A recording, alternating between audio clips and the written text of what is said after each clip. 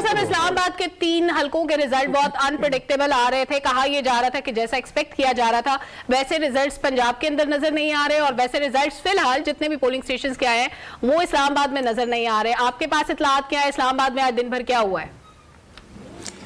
देखिए सलमा, सबसे पहले तो हम जो कहा करते थे कि अगर किसी एक सियासी जमात के लोग या 2 करोड़ 18 लाख वोटर जो है यूथ वो निकले तो फिर हालात तब्दील होंगे। हम सब परसेप्शन पर गुफ्तगू कर रहे हैं। परसेप्शन पर हकीकत क्या है, अब तक 136 के करीब जो आज़ाद उम्मीदवार हैं, हम उनको अब तक के जो नताइज हैं उनमें वो आगे हैं।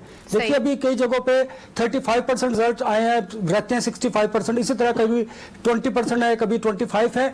लिहाजा ये प्रेडिक्ट नहीं किया जा सकता कि अब तक आज़ाद उम्मीदवार जीतेंगे, लेकिन अब तक की जो सूरत है उसमें सबसे नंबर 1 जो है 136 जो है वो इस वक्त आज़ाद उम्मीदवार है। और नून के अगर इस तरह परसेप्शन को देखें और उनके कैंडिडेट्स को देखें तो 46-47 के करीब नून के लोग हैं, 30 के करीब पीपी के हैं, 7 के करीब एमकेएम के बताए जा रहे हैं, और 4 के करीब जेयूआईफे के बता रहे हैं, 3 आईपीपी, और इस तरह बाकी लोगों के बारे में बताया जा रहा है। इलेक्शन कमीशन से हमारी बात हुई है, उन्होंने बताया कि 45 फॉर्म अपलोड करने में मुश्किलात दरपेश है क्योंकि नेट का प्रॉब्लम है। दूसरी तरफ आरओज कम जो बात की जा रही थी, 45 का जो फॉर्म है अब वो मैनुअली आरओज के पास पहुंच रहा है। उस पर तमाम जो पॉलिटिकल लीडरशिप है जो इलेक्शन लड़ रहे हैं उनकी गहरी नजर है।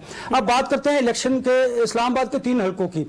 जिस तरह पूरे मुल्क में अनप्रेडिक्टेबल आज के नतायज सामने आ रहे हैं, इस्लामाबाद में भी इसी तरह हैं। अब तक के जो नतायज हैं उसमें आमिर मुगल जो आज़ाद उम्मीदवार हैं, जो पाकिस्तान तहरीक इंसाफ के हमायत याफ्ता आज़ाद उम्मीदवार हैं, वो इस वक्त अब तक के नतायज के मुताबिक आगे हैं। इस तरह शोएब शाहीन भी अब तक के नतायज के मुताबिक आगे हैं, और अली बुखारी जो है वो भी इस्लामाबाद की एक नशिस्त पर वाज़े बरतरी हासिल कर रहे हैं। हम प्रेडिक्ट क्यों कर रहे हैं, उसको किस तरह कर रहे हैं, अगर तो 15 से 20 हज़ार का जो लीड है हमने कई हलकों पर ऐसी देखी है, उसकी वजह से ये परसेप्शन में मजीद तकवीत मिल रही है कि ये आज़ाद उम्मीदवार जीत जाएगा, क्योंकि 15 से 20 हज़ार की जो मार्जिन है जो कैंडिडेट्स के दरमियान है उससे हम ये अंदाजा लगा सकते हैं कि ये कैंडिडेट विन करेगा।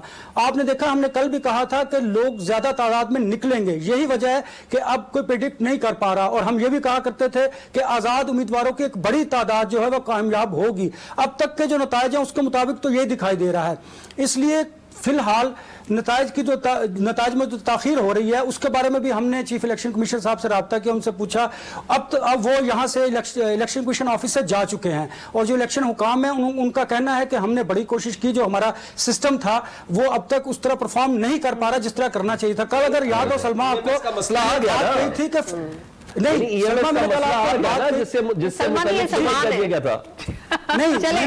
मैंने सलमा कल एक मैंने बात कही थी कि जो आपने माइक्रो मैनेजमेंट की है, अगर उसमें कोई फनी खराबी आई तो फिर जो बैकअप पर इंतजामात हैं उनको एक्सरसाइज किया जाएगा, तो वही कुछ हो रहा है। अच्छा, अनवर वापस आपकी तरफ आते हैं। अनवर वापस आपकी तरफ आते हैं। बड़ा इंपॉर्टेंट पॉइंट आपने रेज किया है कि ये जो इलेक्शन मैनेजमेंट सिस्टम है, या आरटीएस का नेमुल बदल है वाकई या नहीं है।